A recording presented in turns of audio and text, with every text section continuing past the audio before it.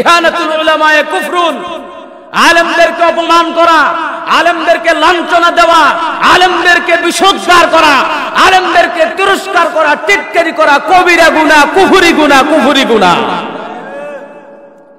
আলেমরা এই জাতির সর্বশ্রেষ্ঠ সন্তান।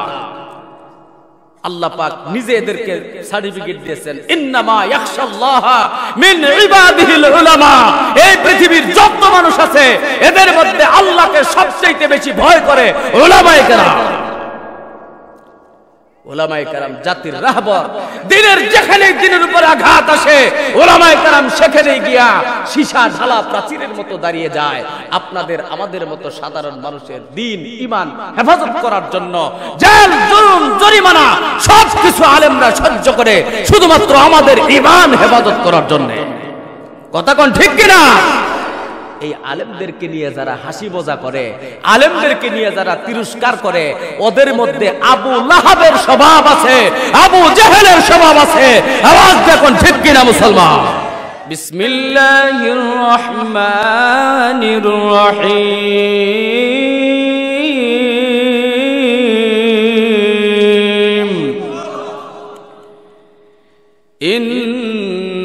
ইন্নাল্লাহা عنده علم الساعة وينزل الغيث ويعلم ما في الأرحام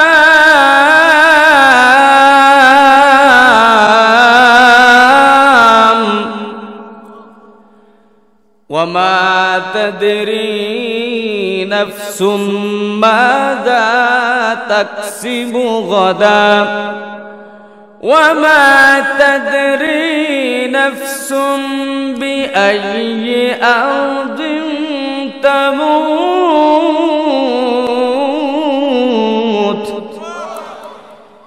إن الله عليم خبير।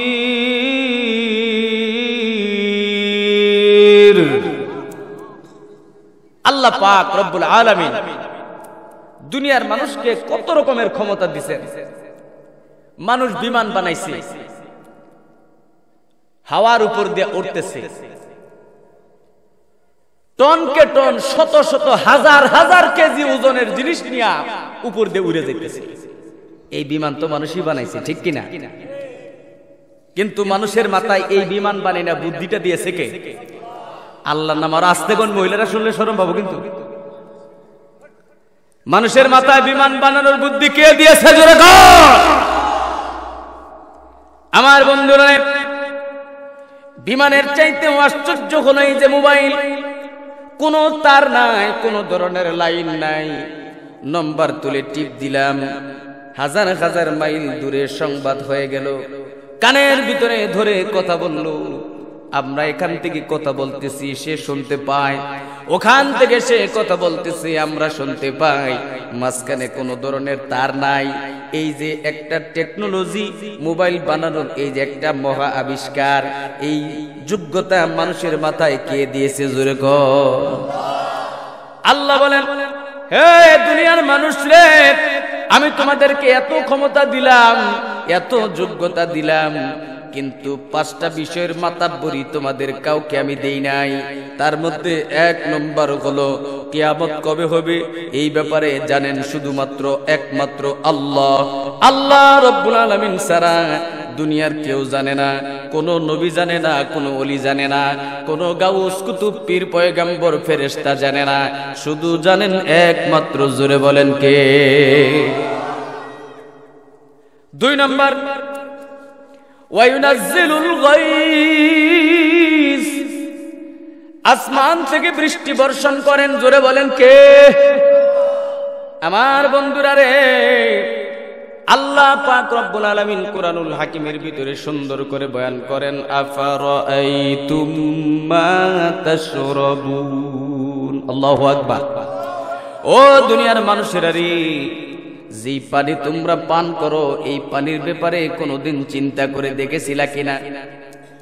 আআনতুম আনজালতুমুহু মিনাল মুজনি আম নাহনুল মুনজিলুন।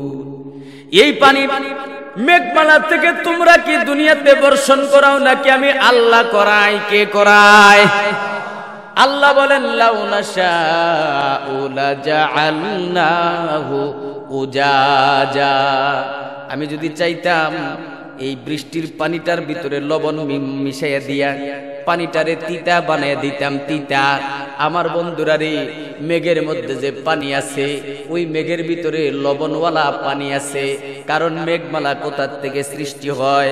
আমার আল্লাহ পাক রব্বুল আলামিন সূর্যের তাপকে হুকুম দেন, হে সূর্যের তাপ তুমি বাড়াইয়া দিতে থাকো। সূর্যের তাপ, সূর্য আল্লাহর হুকুম পাইয়া বেশি করে তাপ দিতে থাকে। ওই সূর্যের তাপ পেয়ে সমুদ্র, পুকুর, ডোবা, নদী, নালা, খাল, বিল, দরিয়া সব কিছুর পানির উপরের অংশটা পাতলা হয়ে যায়। পাতলা হয়ে যাওয়ার পরে সামান্য একটু একটু করে ফোঁটার আকার ধারণ করে একটু করে ওড়ার মতো করে উপরের দিকে ওঠার চেষ্টা করে। আমার আল্লাহ বাতাসকে হুকুম দেয়, বাতাস তুমি প্রবাহিত হয়ে যাও, আর এই পানির একটু একটু ফোঁটাগুলা উপরে বাসাইয়া নিয়ে যাও, ধাক্কায় ধাক্কায় নিয়ে যাও। আল্লাহর হুকুম পাইয়া বাতাস এই সমুদ্র, নদী, নালা, পুকুর, খাল, বিল থেকে পানিগুলাকে ফোঁটা ফোঁটা করিয়া বাতাস ধাক্কায়া ধাক্কাইয়া উপরে নিয়ে জমা করে। দুনিয়ার খড় টুকরা, ধুলা, ময়লা, বালি, কাদা এইগুলাও বাতাসে ধাক্কায়া ধাক্কাইয়া উপরে নিয়ে জমা করে। সব জিনিসগুলা আল্লাহ পাক এক জায়গায় একত্রিত করেন, ওইটাকেই আমরা দেখি মেঘমালা। সুবহানাল্লাহ। এরপর আল্লাহ পাক রব্বুল আলামিন ওই মেঘমালাকে হুকুম করেন, হে মেঘমালা রে, তোমার ভিতরে যত ধুলা আছে আলাদা করিয়া দাও, তোমার ভিতরে যত আর্সেনিক আছে, যত ময়লা আছে আলাদা করে দাও, তোমার ভিতরে যত রকমের লবণ আছে আলাদা করে দাও। সমুদ্রের পানি মিঠা না তিতা? যেরকম সমুদ্রের পানি লবণাক্ত, তিতা। এই সমুদ্রের পানিও মেঘমালার মধ্যে আছে, লবণওয়ালা পানি মেঘের মধ্যে আছে। আল্লাহ বলেন মেঘমালারে লবণগুলা আলাদা করিয়া দে, ময়লাগুলা আলাদা করিয়া দে, আর্সেনিক গুলা আলাদা করিয়া দে, আয়রন গুলা আলাদা করিয়া দে। এই পানি পান করবে আমার বান্দা। আমার বান্দা নষ্ট পানি পান করবে না। আমি আমার বান্দাকে পচা পানি পান করাইব না। একদম পরিষ্কার মিঠা মিষ্টি পানি আমি আমার বান্দাকে দিতে চাই। এরপর আল্লাহর হুকুমে পানি মেঘমালার ভিতরে পরিষ্কার হয়ে গেল। আল্লাহ মিকাইলকে হুকুম করে দেন, হে মিকাইল, এবার তুমি পাহাড় পাবইজানের উপরে মেঘ বাসায় নিয়ে যাও এবং আমার বান্দাদের উপরে মিষ্টি পানির বৃষ্টি বর্ষণ করিয়া দাও। আল্লাহ কয়, বান্দারে, এই যে পানি তোমরা পান করো, মিঠা পানি টিবল চাপ দিলে এই পানি ওঠে। আমি আল্লাহ যদি ইচ্ছা করতাম এই পানির ভিতরে লবণ মিশিয়ে তিতা বানায় দিতে পারতাম, এই পানি তোমরা খাইতে পারতা না। আমার নবী তোমাদেরকে বলে দিলেন পানি পান করার সুন্নত আছে। পানি পান করার 1 নম্বর সুন্নত হলো বৈশা পান করো। পানি পান করার 2 নম্বর সুন্নত হইল ডান হাত দিয়ে পানি পান করো। পানি পান করার 3 নম্বর সুন্নত হলো পানি মুখে দেওয়ার আগে বিসমিল্লাহ বলে নাও। পানি পান করার 4 নম্বর সুন্নত হলো 1 নিঃশ্বাসে নয় বরং 3 শ্বাসে পানি পান করো। পানি পান করার 5 নম্বর সুন্নত হলো পানির পেয়ালার ভিতরে নিঃশ্বাস ফেলবা না, পানি পান করে বাইরে নিঃশ্বাস ফেলবা, তারপরে আবার পানি মুখে লইবা। এই যে পানি পান করার 4-5টা সুন্নত, পানি পান করার পরে তুমি বলবা আলহামদুলিল্লাহ। এই যে 6টা সুন্নত আমার নবী তোমাগরে বলে দিল, এমনি এমনি বলে দেয় নাই, কারণ এই মিষ্টি পানি তোমরা এমনি এমনি পাও নাই। আমি আল্লাহর বিশাল দয়ার বরকতে তোমরা মিঠা পানি পাইছো। সুতরাং দাঁড়ায়া পানি পান করবা না, বাম হাত দিয়া পানি পান করবা না, চায়ের দোকানে বইয়া ডান হাত দিয়া সিগারেট ধরাইয়া বাম হাত দিয়া কাপ ধরিয়া চা খাইবা না। আছে না নাই? ডান হাত দিয়ে সিগারেট টানে, বায়ের দিয়ে চা খায়, ভদ্রলোক গিরি দেখায়। এইরকম ভদ্রলোক ছিল আবু জেহেল। যারা বাম হাত দিয়া পানি পান করাকে ফ্যাশন মনে করে, এটা আবু জেহেলের স্বভাব। কারণ আবু জেহেল আবু লাহাবের কাজ ছিল নবী যা শিখিয়ে দেয় এটা উল্টা করা। আল্লাহর নবী শিখায় দেয় বইসা পেশাব কর, আবু জেহেল মানুষের কয় দাঁড়ায় পেশাব কর। ওরা নিজেরাও দাঁড়ায় পেশাব করতো। এখন যারা দাঁড়ায় পেশাব করার ফ্যাশন মনে করে এরা আবু জেহেলের বংশধর। কথা কই না কেন? যারা বাম হাত দিয়ে পানি পান করাকে ফ্যাশন মনে করে, চা পান বাম হাত দিয়া। আবার অনেকে খাবার বইয়া কয় হুজুর খাবার বইটা নিতে পানি ধরবো কেমনে? তোমার গ্রামে আলেম নাই? অনেক মানুষ তো আলেম ওলামা করে মানুষই মনে করে না। কথা ঠিক কিনা? হুজুর মানুষ একটু দূর ঘুরে যায় না, জোরে জোরে কয় দেখরে কোন দিক কোন দাওয়াত পাইছে। আর একটু আস্তে আস্তে যদি যায় কয় দেখ কোন দিকে গলা তুই খাই। এই হলো কিছু মানুষের স্বভাব। হুজুর দেখলে তাকে খাই যায় গেলি। কথা ঠিক কিনা কন? হযরত ইমামে আজম আনার বাড়ি যাবেন গিয়া খারাপ লাগতেছে। ইমামে আজম আবু হানিফা রাহমাতুল্লাহ আলাইহি বলেন ইহানাতুল উলামা এ কুফরুন। দুইজন স্টেজে অনেকগুলো আলেম বসা, ওনারা আপনাদের এলাকার আলেম, ওনাদের কাছে জিজ্ঞাসা করে লইবেন হুজুর যে কই এগুলো ঠিক আছে কিনা। ইহানাতুল উলামা এ কুফরুন, আলেমদেরকে অপমান করা, আলেমদেরকে লাঞ্ছনা দেওয়া, আলেমদেরকে বিসর্জন করা, আলেমদেরকে তিরস্কার করা, টিটকারি করা কবিরা গুনাহ, কুফরি গুনাহ, কুফরি গুনাহ। আলেমরা এই জাতির সর্বশ্রেষ্ঠ সন্তান। আল্লাহ পাক নিজে এদেরকে সার্টিফিকেট দিয়েছেন ইন্নামা ইয়াখশাল্লাহা মিন ইবাদিহিল উলামা। এই পৃথিবীর যত মানুষ আছে এদের মধ্যে আল্লাহকে সবচেয়ে বেশি ভয় করে উলামায়ে কেরাম। উলামায়ে কেরাম জাতির রাহবর। দিনের যেখানে দিনের উপর আঘাত আসে উলামায়ে কেরাম সেখানে গিয়া সীসা ঢালা প্রাচীরের মতো দাঁড়িয়ে যায় আপনাদের আমাদের মতো সাধারণ মানুষের দিন ঈমান হেফাজত করার জন্য। জেল জুলুম জরিমানা সবকিছু আলেমরা সহ্য করে শুধুমাত্র আমাদের ঈমান হেফাজত করার জন্য। কথা কোন ঠিক কিনা? এই আলেমদেরকে নিয়ে যারা হাসি মজা করে, আলেমদেরকে নিয়ে যারা তিরস্কার করে, ওদের মধ্যে আবু লাহাবের স্বভাব আছে, আবু জেহেলের স্বভাব আছে। আওয়াজ দেখুন ঠিক কিনা মুসলমান? কারণ আবু লাহাব আবু জেহেলরাও নবীরে দেখলে সাহাবাদেরকে দেখলে টিটকারি করত, মশকরা করত। হযরত সালমান ফারসি রাদিয়াল্লাহু তাআলা আনহু রাস্তা দিয়ে হাইটা যাইতেছে, কয়েকজন কাফের বয়ে রইছে, আবু জেহেল আরো কয়েকজন। সালমান ফারসি যাইতেছে, ডাক দেখায় ও সালমান ফারসি দাঁড়াও। দাঁড়াইছে, কি কর? তোমরা কেমন মানুষের অনুসরণ করো? কিবা নবী তোমরা মানো? কেমন করে পেশাব করো লাগবো, কেমন করে পায়খানা করো লাগবো, এইগুলা কি শিখে দেওয়ার কোনো বিষয় হইল? দেখছেন কিরম টিটকারি।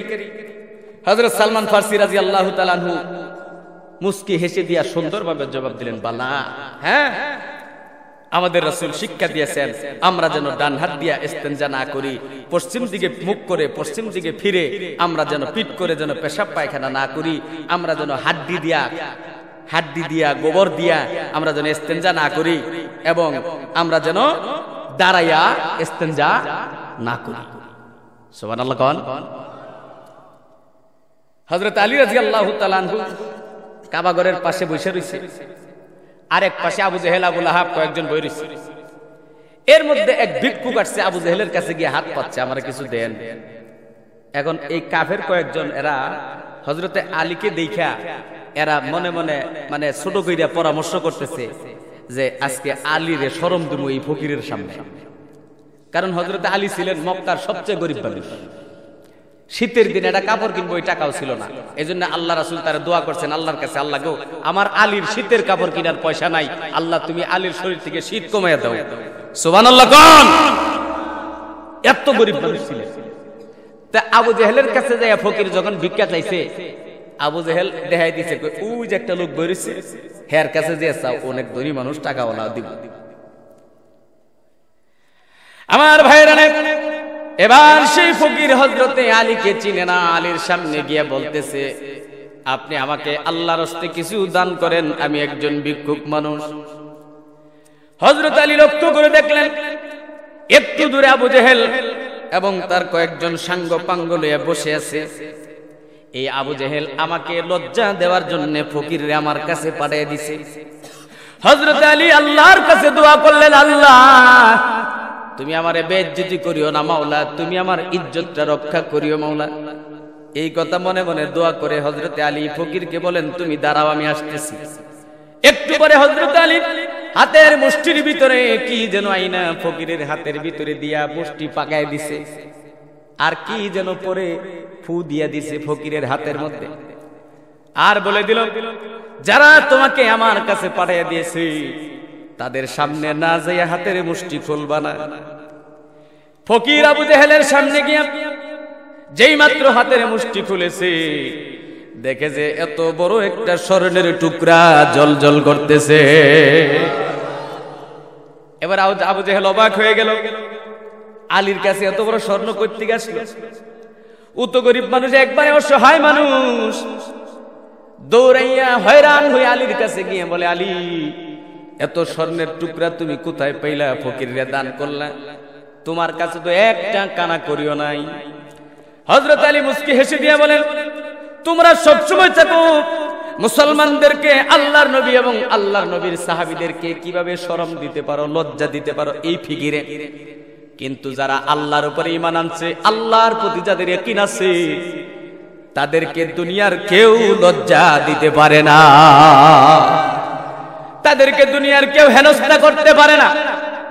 আল্লাহর প্রতি যাদের বিশ্বাস আছে,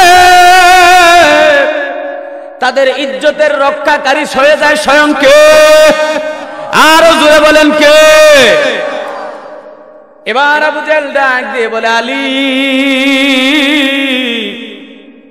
তাড়াতাড়ি বলে দাও, তুমি এত বড় স্বর্ণের টুকরা কোথায় পাইলে? হযরত আলী বলেন, এখানে আমার কোনো কারামতি নাই, আমি একটা মাটির ঢিলা, এক টুকরো মাটি, এক খণ্ড মাটির ঢেল কুরে আইনা ফকিরের হাতে দিয়েছি, আর আমার নবীর নামে 3 বার দুরূদ শরীফ পড়ে বিসমিল্লাহ বলে ফু দিয়েছি। আমার আল্লাহ নবীর নামের দুরূদ শরীফের বদলায় বরকতে ওই মাটির ঢেলটাকে সোনার টুকরা বানায়া দিয়েছে। আল্লাহু আকবার। তাহলে পানি পান করতে হবে কোন হাত দিয়ে? জোরে কোন? খাবার বইয়া পানি কোন হাত দিয়ে পান করবেন? তাহলে তো গিলাস ময়লা হয়ে যাইব। এখন কি করবেন? আলেমদের কাছে জিজ্ঞাসা করে নেবেন।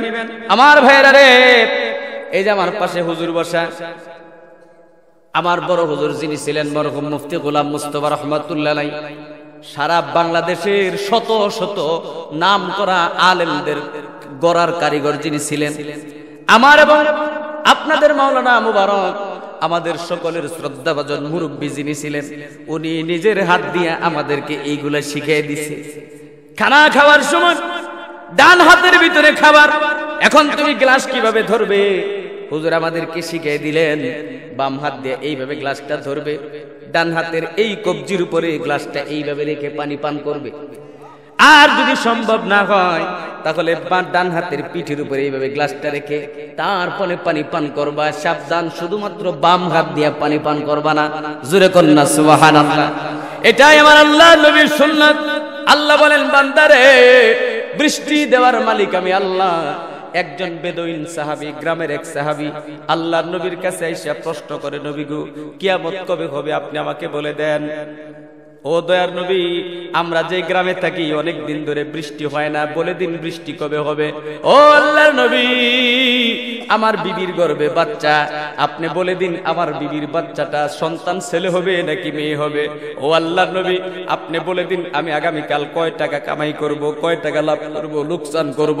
ও আল্লাহর নবী, 5 নম্বরে আপনি আমাকে বলে দেন, আমি যে এলাকায় জন্মেছি সেই এলাকার নাম তো জানি, পাহাড় পাবই যান, কিন্তু আমি কোন এলাকায় গিয়ে মরব, কবে আমি মারা যাইব, এইটা আপনি আমাকে বলে দেন। আল্লাহর নবী সাল্লাল্লাহু আলাইহি সাল্লাম ওই ব্যক্তির প্রশ্ন শুনে চুপ হয়ে গেলেন। সঙ্গে সঙ্গে আল্লাহ তাআলা সূরা লুকমানের 34 নম্বর আয়াত দিয়া জিবরাইলকে পাঠিয়ে দিলেন। জিবরাইল এসে আল্লাহর নবীরে জানিয়ে দিলেন, ইন্নাল্লাহা ইনদাহু ইলমুস সাআ, কিয়ামত কবে হবে একমাত্র আল্লাহ জানে, আল্লাহ ছাড়া কেউ জানে না। ওয়া ইউনাজ্জিলুল গায়স, বৃষ্টি বর্ষণ করা এটাও আমার আল্লাহর ইখতিয়ার, তার যখন মনে চায় তখনই বৃষ্টি দেয়। এখানে কোনো কারোর আর কারোর হাত নাই, কেউ বলতে পারবে না বৃষ্টি কবে হবে। সুবহানাল্লাহ।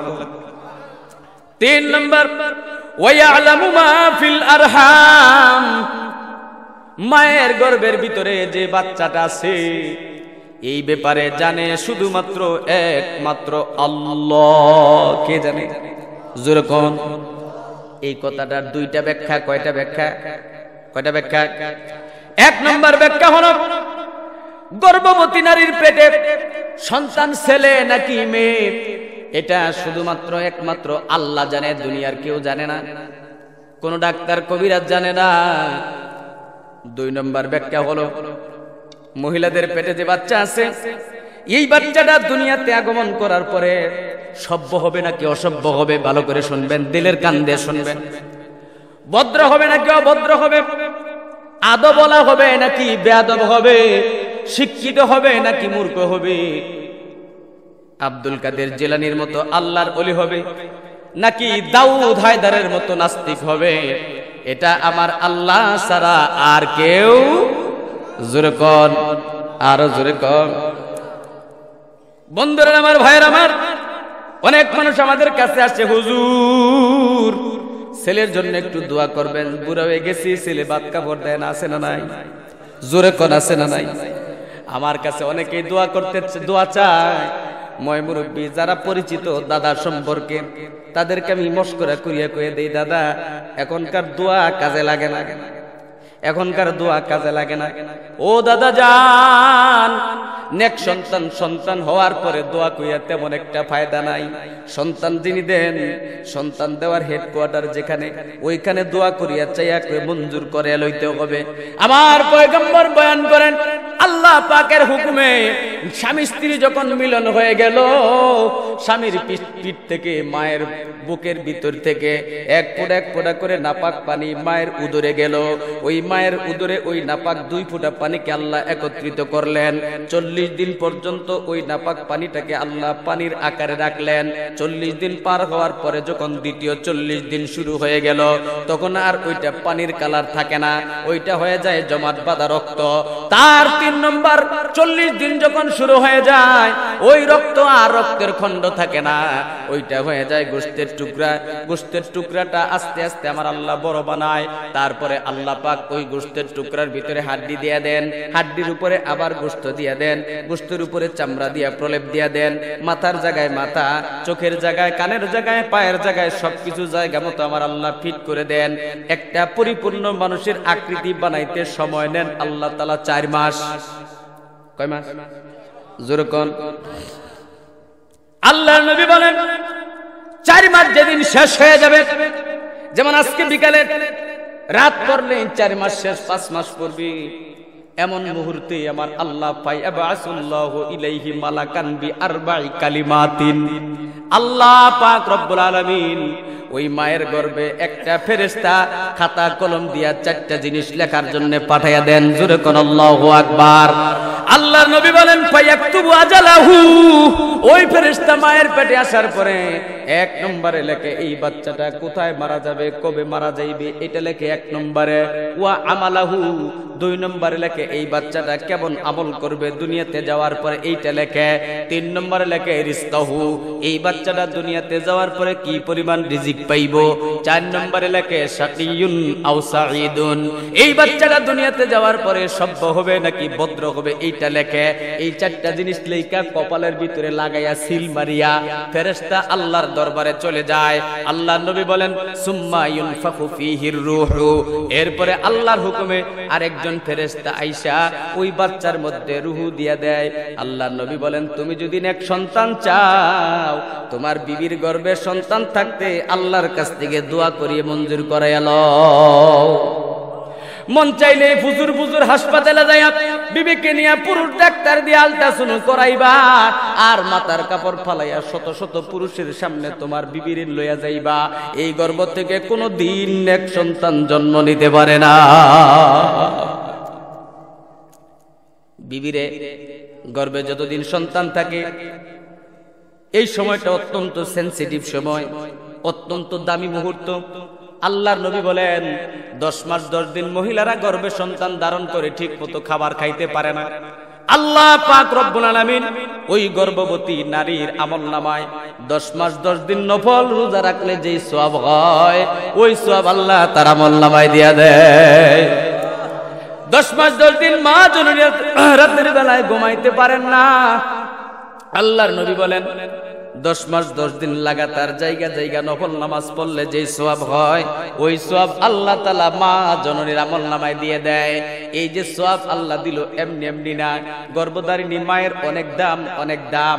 এই মারে আপনি কম দামি বানাইলেন, বারবার হাসপাতালে নিয়ে যান, বাইরে নিয়ে যান, মাথার কাপড় ফালাইয়া পর পুরুষের সামনে যায়, ঘরের ভিতরে টেলিভিশন দেখে, নামাজ পড়ে না, রোজার সময় রোজা রাখে না, পর্দা করে না, হাসি মজা করে, কোরআন তেলাওয়াত জানে না।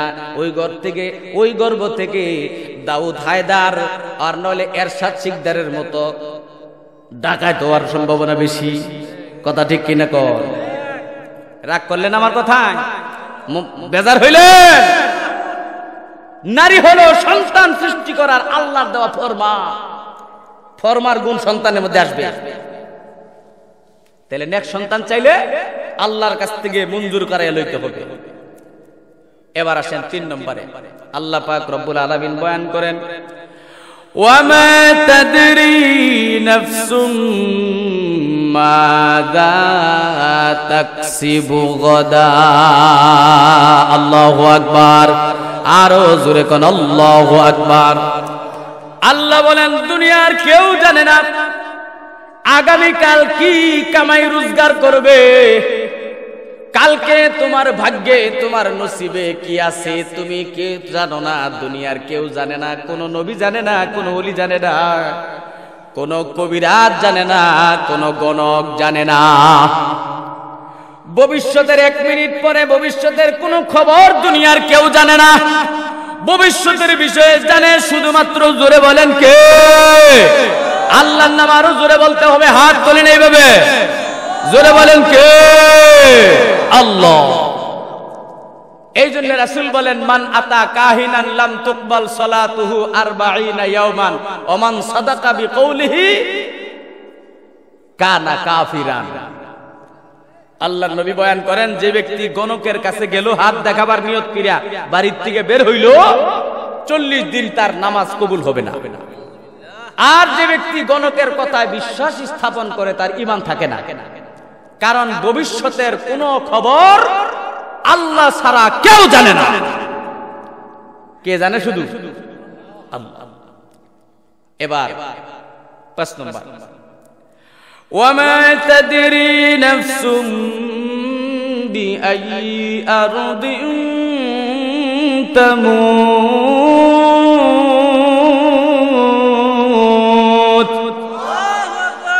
দুনিয়ার কেউ জানে না কোন জায়গায় তোমার গিয়া মরণ হবে।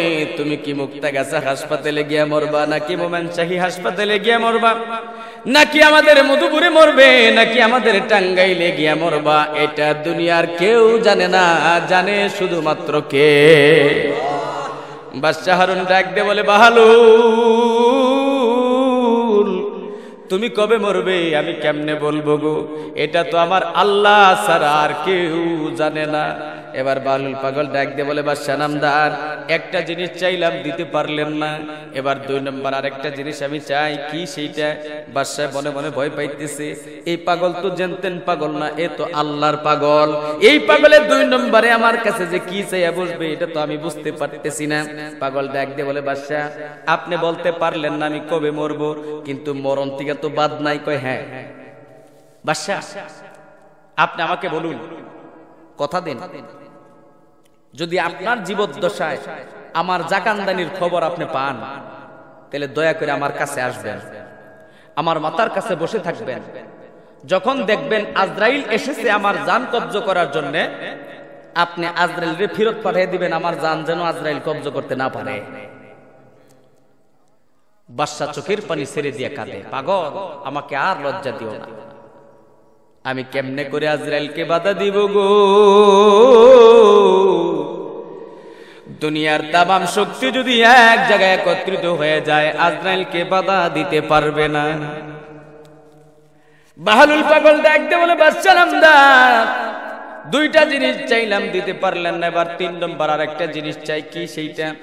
ও বাদশা, আমার মৃত্যুর খবর যদি আপনি পেয়ে যান, আপনি যদি ওই সময় জীবিত থাকেন, আমার জানাজার নামাজ পড়তে আসবেন। আমাকে যখন মানুষজন দাফন করিয়া চলে যাইবে যার যার বাড়িতে, আপনি বাদশা আমার কবরের কাছে দাঁড়িয়ে থাকবেন।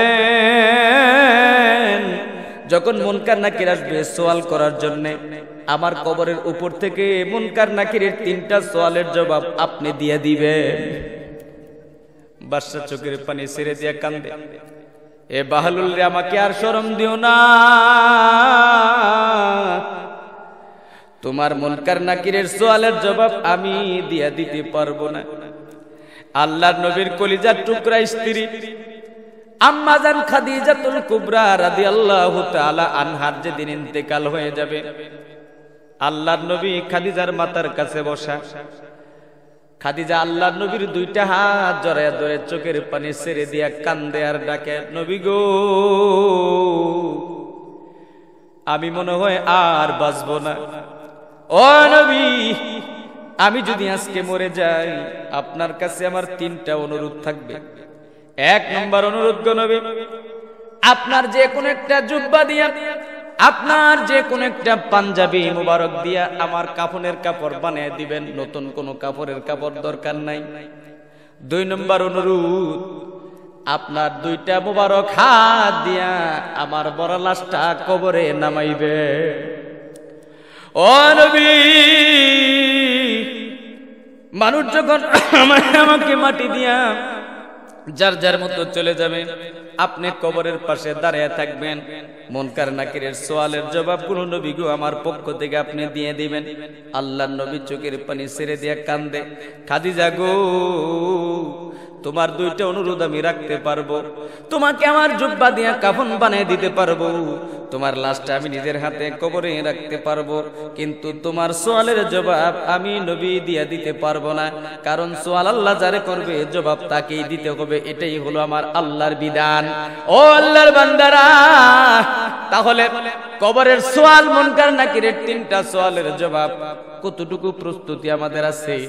যখন মুনকার নাকির আইসা আল্লাহর রাসূল বলেন, ইজা উকবিরাল মাইয়িতু ইয়াতিহি মালাকানে আসওয়াদানে, আল্লাহর নবী বলেন, যখন মুর্দাকে কবরে রাইখা মানুষ চলে যায়, তার কাছে 2টা কালো কুচকুচে রঙের ফেরেশতা আসে, হাজির হয়ে যায়। ফায়ুজলিসানিহি, ওই মানুষটারে কবরে সুন্দর করিয়া বসায়া দেয়। ওয়ায়াসআলানিহি, 2 ফেরেশতা 2 পাশে বইসা তারে প্রশ্ন করে, মার রব্বুকা ওয়া মা দীনুকা ওয়া মান হাদার রাজুল আল্লাযী বুইসা ফীকুম। এই 3টা সওয়াল করবে। আমার বন্ধুরা রে, ঈমান নিয়ে যদি মরতে পারি 3টা সওয়ালের জবাব দিতে পারবো, আর যদি ঈমান নিয়ে মরতে না পারি 3টা সওয়ালের জবাব দিতে পারবো না।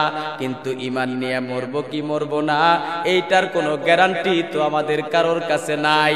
এ দুনিয়ার মানুষ, ঈমান নিয়ে কেমনে মরতে পারবো এই ফিকির তো আমাদের নাই, অথচ গোরস্থানের কবরের মাটি আমার জন্য অপেক্ষা করতেছে, গোরস্থানের কবর আমাকে ডাকতেছে। আজকে তুমি যদি মরে যাও, তোমার আমার জীবনের সমস্ত আমল করার দরজা বন্ধ হয়ে যাবে। মরার পরে আমলের কোনো সুযোগ থাকে না, মরার পরে নামাজের সুযোগ নাই, মরার পরে রোজা করার সুযোগ নাই, মরার পরে জিকির করার সুযোগ নাই, মরার পরে কোরআন হাদিসের বয়ান শোনার সুযোগ নাই। সুতরাং তোমার যা করার দুনিয়াতে বেঁচে থাকতেই করতে হবে। তুমি কয়দিন বাঁচবে এটার তো কোনো গ্যারান্টি নাই। সুতরাং আজকে থেকে, এই মুহূর্ত থেকে আল্লাহর দরবারে আসুন, তওবা করি। আল্লাহ, যতদিন হায়াতে বাঁচিয়ে রাখবা ততদিন পর্যন্ত মাওলা গো তোমার হুকুম, তোমার নবীর সুন্নত পালন করে যাওয়ার তৌফিক দিও। জোরে বলি আমিন।